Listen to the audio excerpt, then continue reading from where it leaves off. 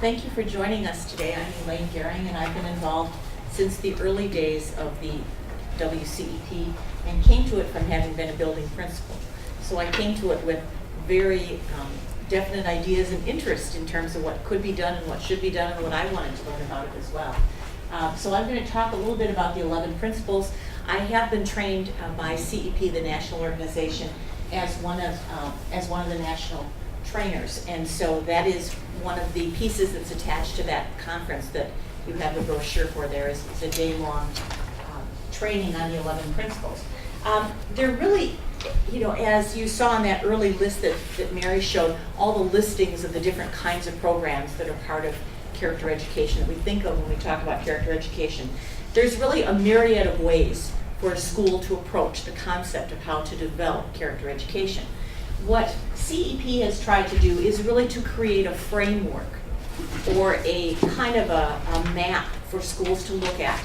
Because every school, I would say to you, I don't think you could barely visit a school anywhere that isn't doing something that is related to character education. They might not even call it that, they might not realize that, but just by the essence of being an educator and working with kids, you probably have embedded some piece of that. But very often schools don't recognize that. So what CEP tried to do was create this framework of 11 principles so that schools could look at what they're doing already and then build from there. But in fact be inclusive so that you're not just talking about it. The last thing we want is the counselor comes every other Friday, and when she comes we talk about character education. That's not what we're talking about at all. As Bob said, it has to be part of every day, every person in the school. It's part of the guts of the school, I usually say.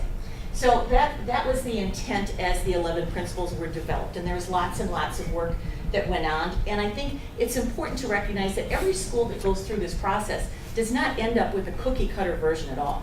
I say to schools, if you came looking for a recipe, this is kind of a recipe, but you won't get the same cake at the end. Mm-hmm. Your cake will look very different than everybody else's. This looks at 12 or 11 different aspects of your school and asks you to consider all of those aspects. So the 11 principles are not sequential, and schools generally start in different places. The 11 principles are really broken out at and you have a sheet actually, this one that does list the specific 11 principles, but I'm just going to go through them very briefly. The assessment, the 11th principle is really the overarching, because you can't know where to begin until you know where you're starting. How are we doing now? And so assessment is one of those, and I'll talk about that a little more. And the others are broken up into these three areas. The first being, what is character education? What do schools with embedded character education look like? And finally, who needs to be involved? You'll see they're kind of clustered like that. I think a couple things are really important here. Though we say it's not sequential, principles 1, 2, and 3 really kind of form a foundational piece, and you'll see that as I go through them. The other really important piece is that single word in the second section about embedded. That is a strong, strong element of this whole way to look at character education.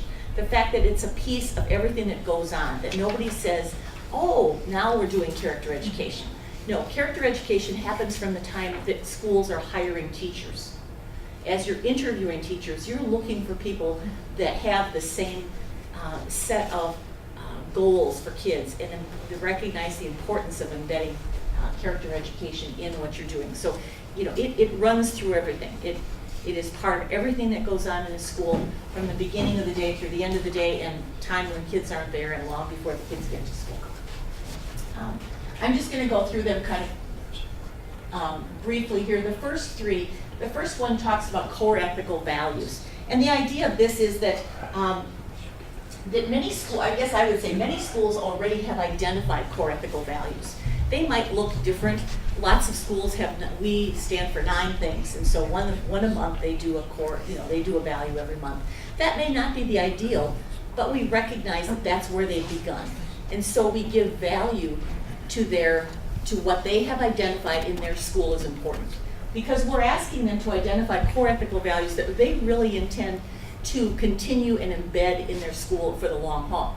This isn't just, this year our theme is the Olympics, and next year our theme will be good friends. That isn't what this is about. This is, we started this year, and this goes on forever, long after I leave as the principal, long after things have changed several times over. You want these to be things that the teachers and the students and the parents have recognized are what they really stand for as a school, what they think is important. It's important, the second principle talks about thinking, feeling, believing. And we sometimes think about that as head, hand, and heart. You can't just talk to kids about character education. You in fact have to give them opportunities to be doing it. You have to give them opportunities to be reflecting about it. And you have to consider that as you're going about your program. So you're looking at the cognitive, the affective, and the behavioral aspect of how kids learn. Because some kids, we all know this, have a stronger suit one way or the other. And so you want to provide opportunities all across that spectrum of learning as you develop your character education program. The third principle talks about it being comprehensive and intentional and proactive. It can't be just, oops, we're having a little trouble in the lunchroom, we better get stuff going here and do a better job with lunchroom behavior. This has to be looking ahead and saying, what do we need to work on as a school? How are things going now, and what will make it better? So it is all inclusive as you go through this. It's also looking at everything from when the kids get on the bus in the morning, when they go through the lunch line, how they interact with everyone throughout the course of their school day. And that's what they mean by that idea of being comprehensive as well as proactive. As we go to the fourth, it talks about that this only works if you already have or are working on developing a caring school community. This is a real pivotal piece. You can't say we're working on character education in our school and have even the adults treating one another poorly. Bob talked, or someone earlier talked a little about the modeling piece of this. I say to teachers that you can't talk about respect and being a caring community with kids, and then they see Mr. Jones and Mrs. Smith arguing about who's using the computer lab during fourth hour. You know, the lesson just goes right out the window. This has to be something that happens every day, all day, among every level of individual working in that school. It has to be a respectful, caring place for all the individuals there, and that's how children begin to understand that. I've actually heard of some schools that for an entire year, when they really want to get things going in their school on character education, they don't even take it to the kids for a year. They work with one another in staff meetings, and they talk about what do we value and how do we function as a group. And by the time it goes to the kids the second year, the kids already get it because they have seen the changes. They understand that this is the goal and this is where a school is moving toward. The fifth principle talks about the opportunities for moral action. And we don't just mean, you know, collecting Campbell's soup and bringing in peanut butter. Lots of schools do those things. Those are wonderful things, and we call, you know, we might think of them as outreach opportunities for kids. But they really don't talk about moral action because we talk about service learning. And one component of character education in a school is that aspect of service learning, so that it's connected to the curriculum, so that students are part of the plan. It isn't, you know, Mrs. Smith loves this project. Whenever the kids get to her third grade, everybody does it. That's all well and good, but let's recognize it for what it is. It really isn't particularly an element of service learning. Kids have very little input into it, and we want opportunities for kids to be doing things within the school. Moral action can be helping Bobby when he's been out sick for a week, and we know that in our school and in my classroom there's an expectation that I'll help Bobby. He sits next to me, I'll help him get caught up. That's an aspect of moral action as well.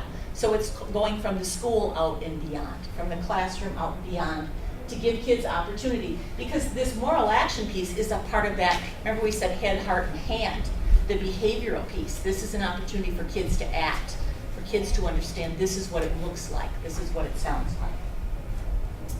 The next one talks about a meaningful and challenging curriculum.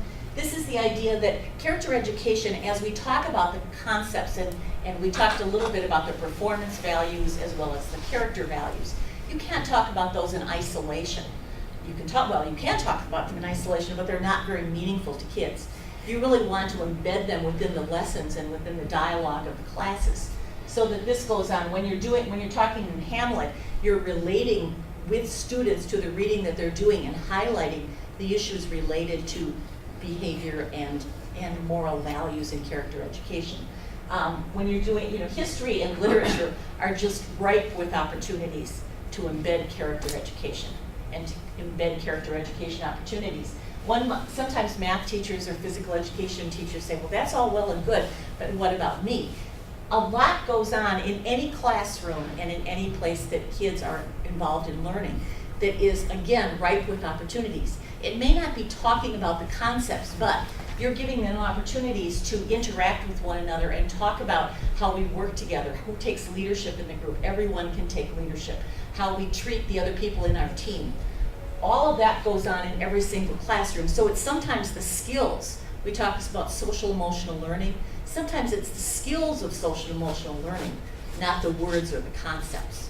But that's another aspect of embedding it in a meaningful and challenging curriculum. The seventh one talks about the idea of the opportunity to foster student self-motivation. And this talks about how the behavior management, perhaps as you might call it, goes on within a school. The idea that we're trying to increase intrinsic motivation and decrease extrinsic. We're really looking for kids. The example of if that had happened, that gas station story, that if that had happened, we would have stepped in. They understood. Those kids understood intrinsically this is the right thing to do. There was no pizza party waiting for them if they stepped in to help out. They understood that was the right thing to do. So that doesn't happen overnight. And sometimes there's a challenge there with PBIS and the idea of how that very often looks extrinsic. But there are a lot of opportunities to combine that in the school so that you really are helping kids work toward the intrinsic. They understand this is what I do because it's the right thing to do. The next piece, the eighth, talks about engaging the school staff. What this can't be if it's going to be successful, and that's what, again, we spend a lot of time working through all these. I'm giving you the very quick version of. But these, if you would think about as I'm going through these and all the items that are listed on the sheet, is kind of the branches of that tree of character education within the school. Each of these is kind of a branch, and I say to schools, think about what you're doing already as the leaves that are hanging on that tree. You've probably got quite a few leaves up there already, but there might be 6 over here on caring community, and there might be none over here that talks about this aspect of engaging the school staff.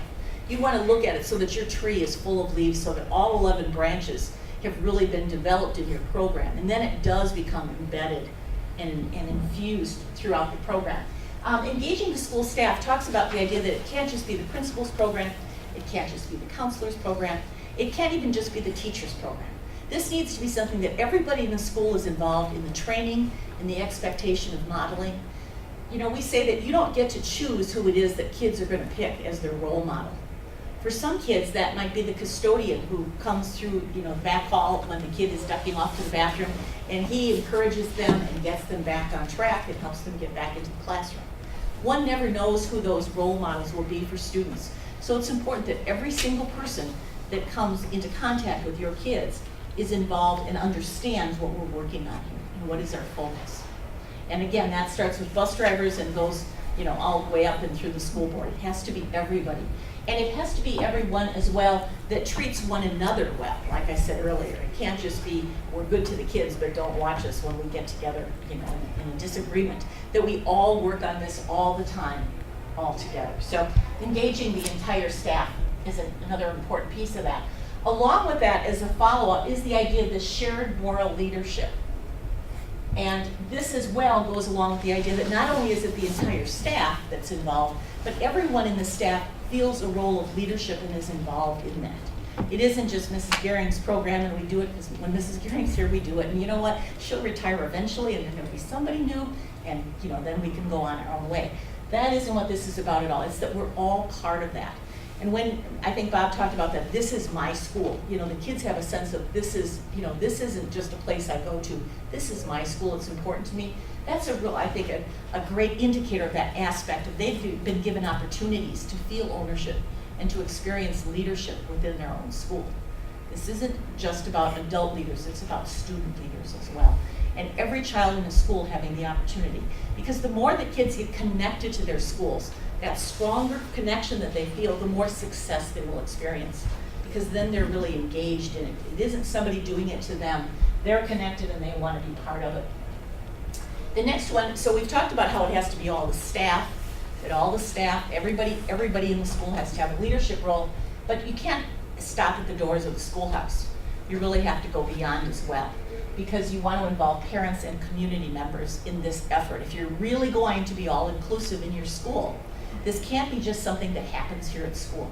And so we look for schools that will find ways to engage parents, starting at step one. Remember, step one was the idea of identifying core ethical values. So the ideal is if, in fact, you're really starting at base one, that you have parents talking about what's important to us as well. So the very basis of this comes from parents, and so that parents and community members know what it is that you as a school are focusing on. And then finally, the 11th is where we began. This was the overarching number 11 on that first earlier grid, the idea of evaluation and assessment. And these are all the kinds of things that we use to look or try to help a school look at where they're starting out from. These are some of the measures that we talked about had shown significant growth if schools are involved in character education programs, and have really done a good job of embedding these programs within their schools. So, but you have to know where you're starting from, and so you begin with assessment, and then you continue to assess and do school climate studies over the course of the years that you're working with the program and watching it grow. And these schools that we see as schools of character, I'm going to kind of use that as a bridge that bridges over. These are schools that really have started in general some years ago, and they do continue to assess and look at new places that they can grow, in new places that they can develop. It isn't, well, now we're done, we don't have to do any more of this. It's really exciting when we see that those schools that have already been identified as Wisconsin schools of character are still coming forth with new promising practices, because they're still looking for ways to get better, to create more leaves for that tree. They've already got a pretty full tree, or they would have never made it to the state school of character level. But they're continuing to look for new growth and to adapt and change as they go along. Dick mentioned these are the two programs that we really help to support here in the state of Wisconsin, and they echo the programs that CEP does at the national level as well. You'll see that both of them are really based on these 11 principles that I just gave you that little quick description of those 11. Because again, when we're looking for promising practices, we're saying find something that you're doing in your school that's having an impact and positively improving character education in your school. You don't have to give us all 11, just look for something that you're doing, and we're asking you to find a link to one of those 11. That's, again, the idea of celebrating that starting point, that you have to say, hooray, you're doing something great. Let's, where are we going to go from here? And so many schools start with doing a promising practice application, and all of those, the description of all of those are on our WCEP website, and you can look through and read what they had done in past years, what they're continuing to do, because we also want to create exemplars for other schools.